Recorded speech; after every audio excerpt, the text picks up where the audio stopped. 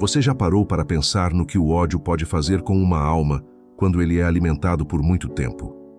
E mais do que isso, você já refletiu sobre como a culpa, o medo e a falta de perdão podem unir espíritos por séculos, transformando antigos erros em laços dolorosos que só o amor consegue desfazer? No capítulo 7 de Libertação, André Luiz nos conduz a um dos quadros mais fortes e mais impressionantes de toda a obra. Mas, por trás das imagens perturbadoras, o que este capítulo realmente nos mostra não é o espetáculo da dor, é a profundidade da lei divina, é a seriedade das consequências morais dos nossos atos. E, ao mesmo tempo, é a misericórdia de Deus, que jamais abandona nenhuma criatura, por mais sombria que seja a sua situação. Estamos no canal Consciência Eterna. Este é um espaço de estudo, reflexão e aprofundamento espiritual, onde buscamos compreender a vida à luz da doutrina espírita, com seriedade, sensibilidade e compromisso com a verdade. Se você gosta desse tipo de conteúdo, já deixe o seu like, inscreva-se no canal e caminhe conosco nessa jornada de consciência, aprendizado e luz. Estamos diante de um capítulo que fala de sofrimento espiritual, de obsessão, de vingança, de ovoides e de reencarnação reparadora.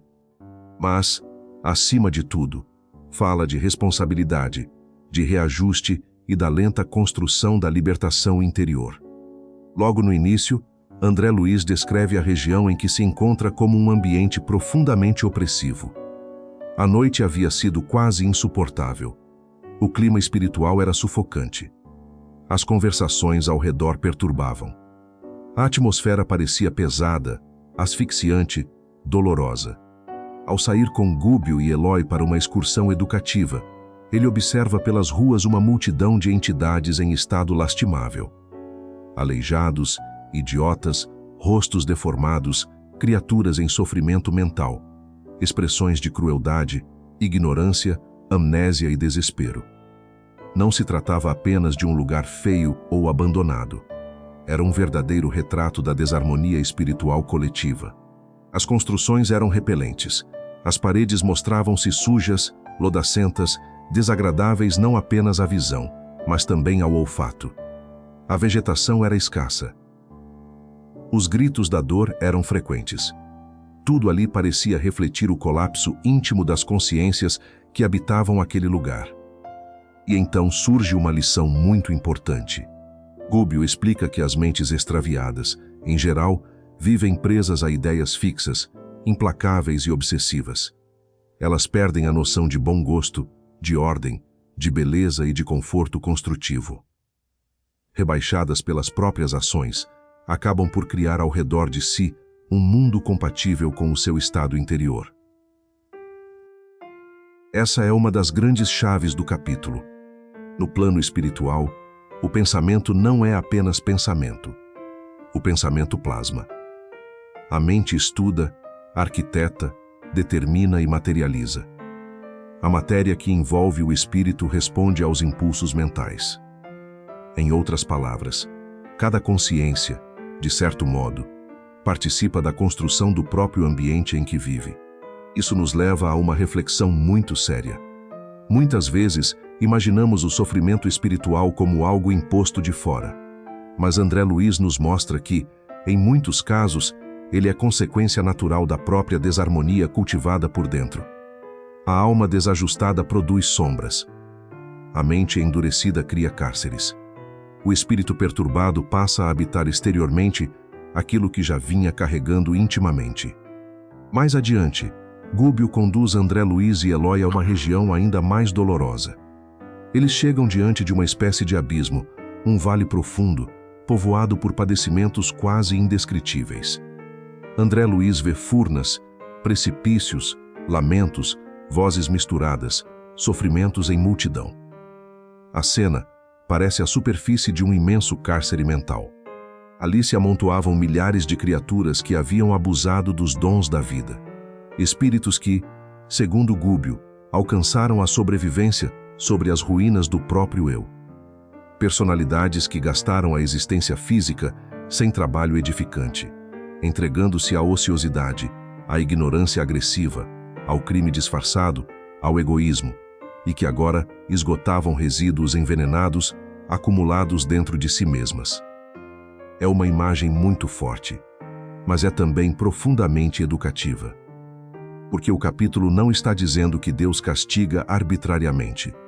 O que ele mostra é que a alma, ao afastar-se sistematicamente da verdade, da responsabilidade e do bem, constrói para si mesma estados de sofrimento que depois exigem tempo, dor e esforço para serem desfeitos. No entanto, há um detalhe essencial. Mesmo ali, naquele quadro tão sombrio, a misericórdia divina não está ausente. Quando Eloi pergunta se não há recurso para tanto desamparo, Gúbio responde que aquela coletividade não está esquecida. A renúncia opera com Jesus em toda parte. Há missionários do bem trabalhando silenciosamente, mesmo nas regiões mais densas. O socorro existe. A compaixão existe. A presença do Cristo não abandona ninguém. Isso muda completamente o tom do capítulo, porque ele não é um retrato de condenação eterna. Ele é uma lição sobre a justiça que educa, sobre a dor que desperta e sobre a misericórdia que acompanha a criatura mesmo quando ela ainda não consegue perceber a ajuda que recebe. Em seguida, o capítulo se torna ainda mais profundo quando Gúbio convida André Luiz e Eloi a observarem um caso específico. Eles encontram uma mulher estendida no solo, em estado de grande perturbação.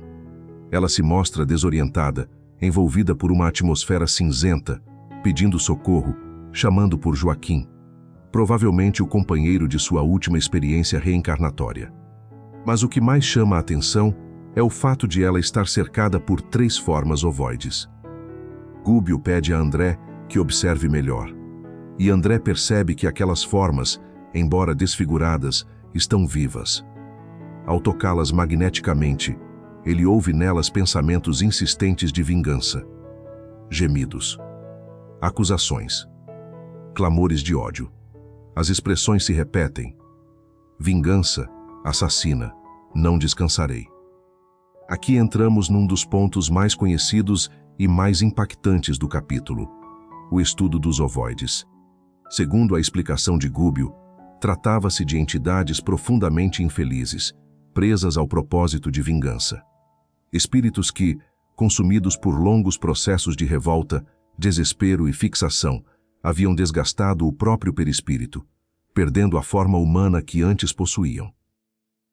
Permaneciam ligados à mulher que odiavam, imantados a ela pela força do ressentimento. Essa parte do texto impressiona muito, mas a lição que ela traz é ainda mais importante do que o fenômeno em si. O que destruiu essas entidades não foi apenas o mal que sofreram. Foi também o mal que passaram a alimentar dentro de si. O ódio prolongado não fere somente o alvo da vingança. Ele corrói quem odeia. Ele desorganiza, deforma, aprisiona e obscurece.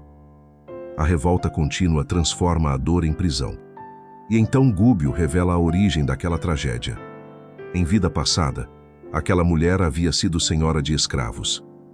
Jovem, bela e dominada pelo egoísmo, casara-se com um homem mais velho que, por sua vez, mantinha compromissos afetivos com uma escrava humilde, com quem tivera 2 filhos. Quando soube disso, a mulher entregou-se à cólera e à dureza. Não reagiu com compaixão, nem com discernimento, nem com senso de justiça. Reagiu com orgulho ferido, com posse, com crueldade. A escrava foi separada dos próprios filhos e vendida para uma região insalubre, onde morreu em sofrimento. Os 2 meninos foram submetidos a humilhações, vexames e castigos diante da senzala. Acusados injustamente, viveram acorrentados, adoeceram e morreram sem receber socorro. O trio desencarnou sob profunda revolta. Essa revelação nos mostra, com enorme clareza, a lei de causa e efeito em funcionamento. A violência praticada pela senhora não desapareceu com o tempo. Não foi apagada pela morte.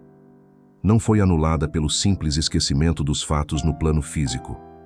O mal cometido gerou consequências morais, vínculos dolorosos e dívidas espirituais que atravessaram a desencarnação. Mas o capítulo também mostra algo importante. A vingança não é justiça divina.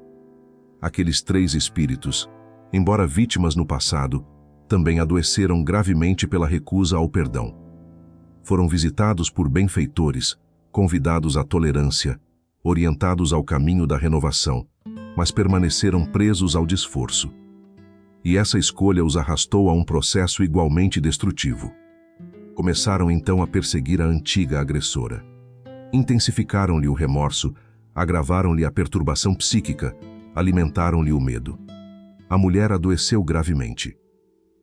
Nem os recursos médicos, nem os recursos religiosos conseguiram reequilibrá-la, porque a raiz do problema era profundamente moral e espiritual. Depois da morte do corpo, a perseguição continuou. E aqui está um dos pontos mais profundos do capítulo. A mulher não precisava vê-los claramente para sofrer sua influência. Ela os sentia. Ouvia-lhes as vozes. Registrava-lhes a presença pela acústica da consciência. Que expressão forte! Acústica da consciência. Isso quer dizer que a culpa, quando não é trabalhada pela renovação, torna-se um campo de receptividade para a dor. A consciência culpada continua ouvindo aquilo que carrega dentro de si. E quando se associa ao ódio de espíritos igualmente desequilibrados, estabelece-se um círculo vicioso de sofrimento mútuo. De um lado, o remorso. De outro, a vingança. De um lado, o medo. De outro, a revolta. Sem perdão, sem humildade, sem reconciliação, todos permanecem presos. O capítulo então nos ensina algo muito sério. A morte não resolve automaticamente os conflitos da alma. Mudar de plano não significa mudar de consciência. O espírito leva consigo aquilo que cultivou. Se não houver renovação íntima, a dor prossegue, o vínculo se prolonga e o reajuste será apenas adiado. Quando André Luiz pergunta como solucionar um caso tão doloroso, Gubbio responde com enorme sabedoria. A perturbação vem de inesperado, instala-se à pressa. Entretanto, retira-se muito devagar.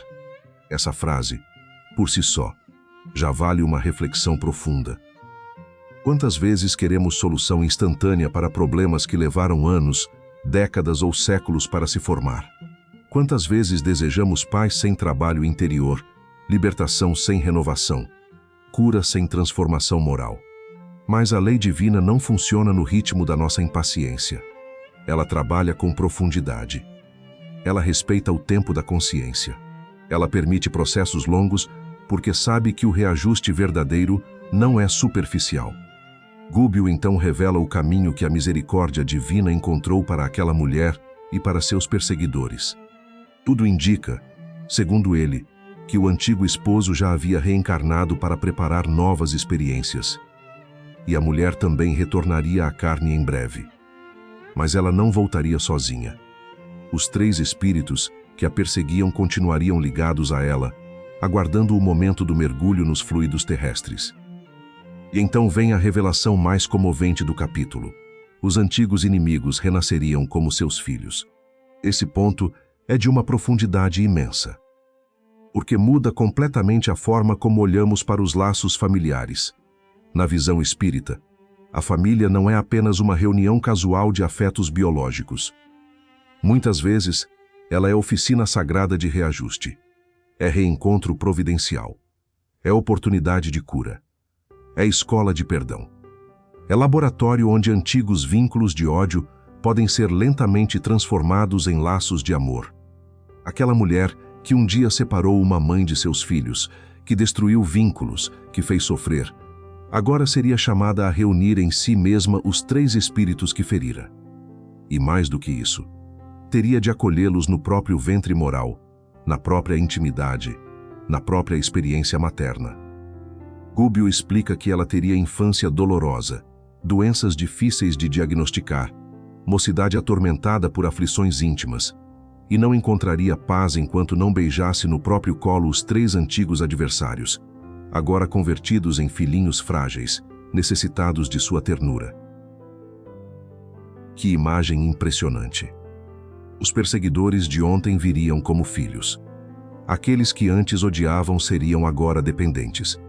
E aquela que antes fizera sofrer seria convocada ao cuidado, ao sacrifício, à paciência, à renúncia. Aqui, a maternidade aparece como caminho de reparação.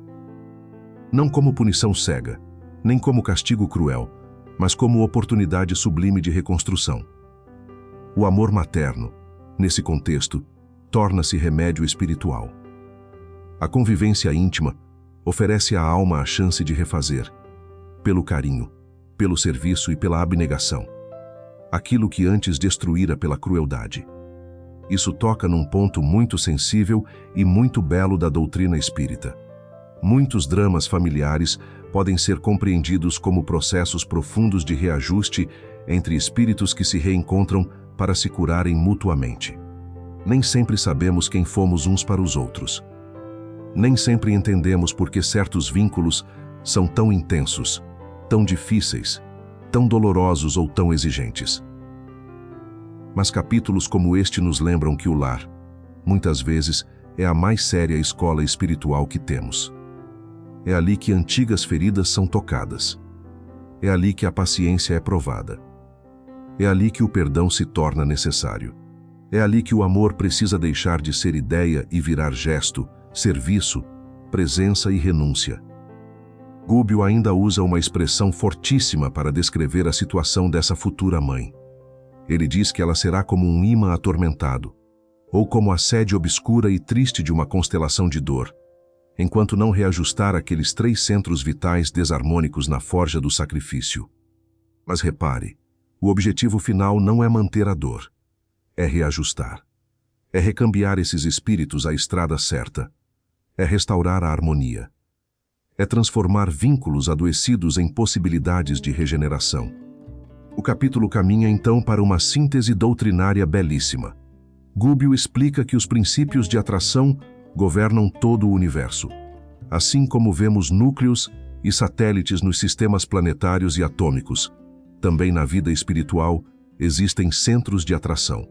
Os bons atraem os que se afinam com o bem. Os espíritos nobres tornam-se focos de inspiração, elevação e auxílio para aqueles que se aproximam deles por amor, ideal e sintonia. Mas os grandes delinquentes também se transformam em núcleos magnéticos de consciências desequilibradas ligadas a eles pela culpa, pelo ódio e pela afinidade inferior. E então vem a frase que resume toda a lição do capítulo. Elevamo-nos com aqueles que amamos e redimimos, ou rebaixamo-nos com aqueles que perseguimos e odiamos. Essa é uma das chaves mais profundas de libertação, porque mostra que ninguém vive isolado moralmente. Os nossos sentimentos criam vínculos. O nosso modo de amar ou de odiar nos conecta a realidades e companhias espirituais compatíveis. O bem liberta, o perdão solta, o amor eleva. Mas a perseguição, a mágoa e a vingança aprisionam tanto quanto os próprios erros do passado. No fim das contas, o capítulo 7 não é apenas um estudo sobre ovoides. Não é apenas um retrato de obsessão. Não é apenas uma descrição impressionante do sofrimento no além. É, sobretudo, uma advertência amorosa sobre o poder dos nossos sentimentos e sobre a seriedade das leis que regem a vida espiritual. Ele nos mostra que o mal praticado gera consequências. Que a crueldade não desaparece sem reparação. Que o remorso sem humildade adoece. Que a vingança, sem perdão, destrói. Mas também nos ensina que a misericórdia divina trabalha sem cessar, transformando até os quadros mais dolorosos em caminhos de renascimento.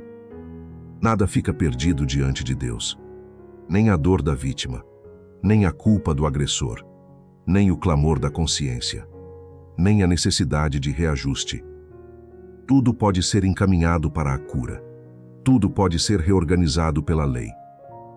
Tudo pode ser redimido, desde que a criatura aceite aprender, ceder, amar e recomeçar. Talvez a grande lição deste capítulo seja esta: o ódio prende, mas o amor reconstrói. A culpa atormenta, mas a reparação liberta. A vingança prolonga a noite, mas a misericórdia divina sempre prepara uma manhã. E isso nos leva a uma reflexão muito pessoal. Quantos laços difíceis carregamos sem compreender? Quantas dores íntimas talvez estejam pedindo não revolta, mas paciência?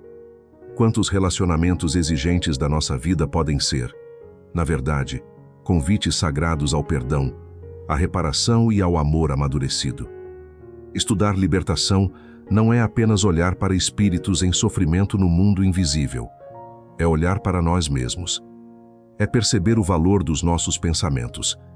É compreender a responsabilidade dos nossos sentimentos. É reconhecer que o perdão não é apenas virtude bonita. É caminho de libertação real. Porque, se o ódio pode deformar a alma, o amor também pode reconstituí-la. Se a culpa pode aprisionar, a humildade pode abrir a porta do retorno. Se os inimigos de ontem podem renascer como filhos, então a vida está constantemente nos oferecendo oportunidades de refazer o caminho.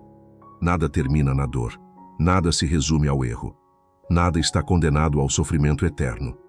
Com Jesus, toda sombra pode ser trabalhada, toda queda pode ensinar, toda ferida pode ser transformada em serviço. E toda alma, por mais distante que esteja, continua sendo chamada à luz. Se este estudo falou ao seu coração, me conta nos comentários. O que mais tocou você neste capítulo 7 de libertação? A descrição dos ovoides, a força da lei de causa e efeito, ou a ideia de antigos inimigos renascendo como filhos para um processo de reconciliação? No próximo estudo, seguimos juntos nessa jornada de entendimento espiritual, sempre buscando aprender não apenas sobre o mundo invisível, mas sobre a transformação que o Evangelho pede de cada um de nós. E já chegando ao final desse estudo de hoje, vamos finalizar com uma prece para agradecer pela oportunidade de estudo e pela misericórdia divina. Mas antes, se essa mensagem tocou o seu coração, e se de alguma forma essas palavras fizeram você refletir, então talvez este seja apenas o começo da sua jornada interior. Aqui neste canal, buscamos mais do que informação. Buscamos consciência. Buscamos despertar. Buscamos luz.